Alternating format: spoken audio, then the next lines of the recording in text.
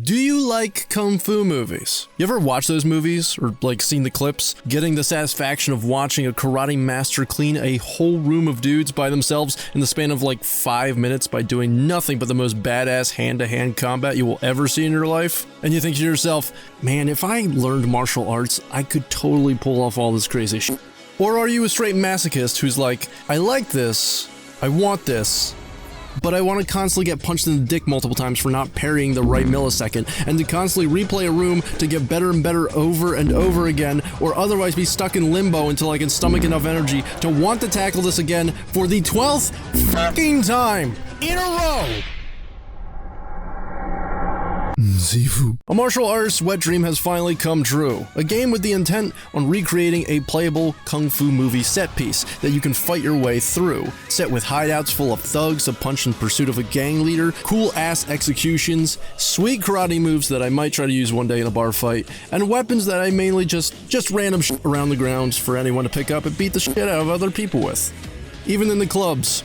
But in the club, we all fam. What? In the club, we all fam. In the club, we are all family. Are you racist? This is a roguelike fighting game, all set within a world that could have easily been straight up ripped out of a Raid movie. And you most likely would have known that if you had actually watched the damn films. You take the role of human, and the whole point of this game is to fight your way through 5 hideouts to fight 5 henchmen, plotting your revenge against the people who killed your already decrepit looking father. But then you die. But then you didn't die, all because you had your mystical 5 Chuck E. Cheese tokens to help you live. And because you outlived death, you can kill again. And that's what you do. You age up with every death and continue your mission set on vengeance against your killers. Well, I guess technically 2 out of the 5 gang members were responsible for very crucial plot deaths. Who cares? Kill them off one by one and have fun. Take your best route, prepare for failure, pick your fights carefully, master the ways of kung fu, and become what you have always dreamt of being: Asian. Sifu got my interest when I saw gameplay and thought, cool, Batman Arkham combat in a hallway, parry at the right moments and pull off executions to feel like an unstoppable powerhouse. Oh, I'm in. And once I finished my playthrough with it, I'd love to sit here and tell you everything about this game is cool and that everything works well, and the only thing that you would need to master in this game is patience and cat-like reflexes. But the more I replayed these fucking levels to get better, the more agonizing it became. I got enough going on in my life to start writing a fucking novel, but instead I'm sitting on my couch trying my absolute hardest into not giving in to my anger just so I could progress to level 4! On a surface level, this gives me the impression that it's an open-world fighting arena game with Batman Arkham kinds of parrying and comboing, but that's not really the case. I would generally explain it as a roguelike beat-em-up on a linear path that requires very specific button presses and analog stick movements to play your cards correctly. I ain't simply mashing button inputs to get what I want here. For as cool as this game may look, Sifu ain't for the casual player. It's a sick looking game to the untrained eye, but once you feel its gameplay, you feel its pain. What the hell? You gonna give me my money? Where's my money, man? I look at these locations and either my brain remembers it lasting like 3 seconds to bypass, or this place being my tomb 20 times over and then correcting myself to say 21 times over because holy sh**. This is very much a trial and error kind of game. Intentionally, of course. These types of games haven't always really been my cup of tea, and I'm willing to step out of my comfort zone just to try this game out. This in particular though, even I could tell this had some problems with it. Problems involving how info is conveyed or how frame perfect you need to be for this. It needed to communicate a little bit better so everyone could understand how to play the game, or even what it actually is. The game doesn't really teach you how it operates or what would be beneficial to focus your time towards grinding in. Not fully, really. There's a skill tree that gives you upgrades, but it doesn't fully unlock the upgrade once you get it. There's a dragon statue every now and then to touch that gives you perks, but the perks aren't forever. Pieces of garbage for you to pick up. It does nothing. What helps you in the long run, and what shouldn't need my attention? Never explained. The main problem is that not everything is laid out to learn, and for what is laid out to learn, it's a real bitch to pull off right.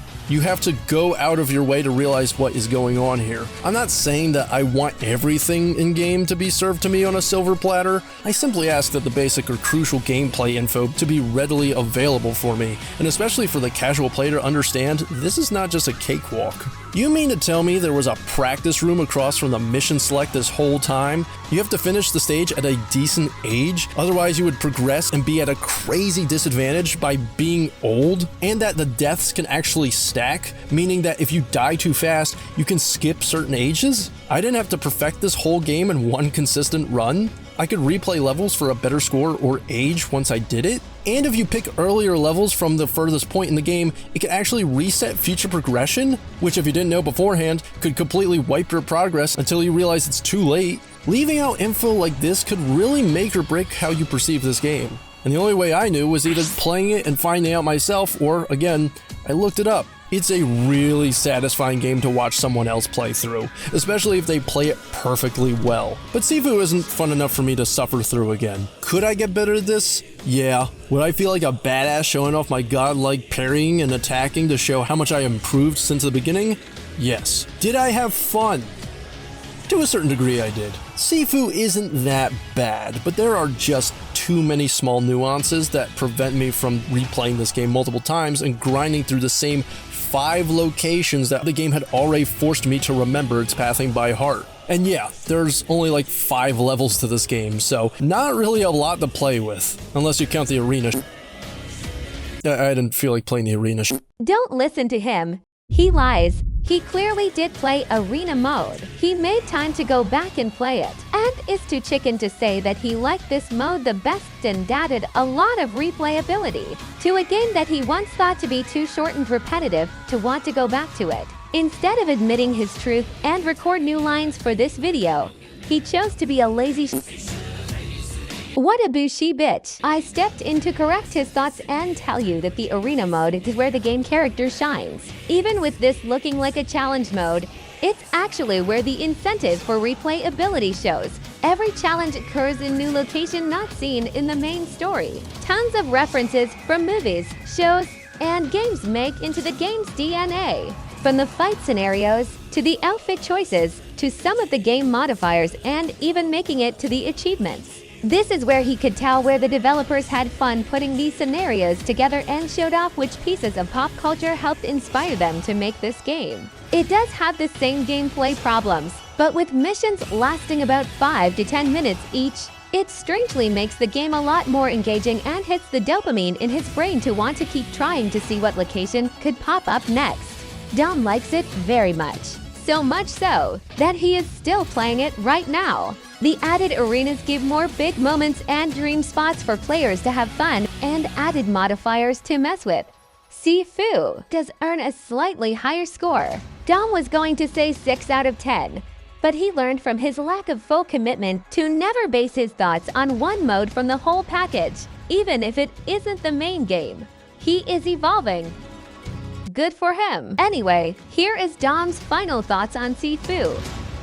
By the way, screw this move. It is the worst. It ruins every fight. Developers, delete this now. Every time that I think of this game, I will immediately get stressed or immediately get PTSD, and my brain will automatically correct to what path to take and how to play this damn game again. Sifu just pisses me off too much, man. It's cool sometimes, and once you get used to this game, it's incredibly satisfying to master. It's a cool game with cool ideas, kick-ass setups, unique and varying ways to murder people, sweet boss battles that start in a traditional way, and then halfway through the battle just turns into... I don't know what the fuck it turns into, but it's pretty sick.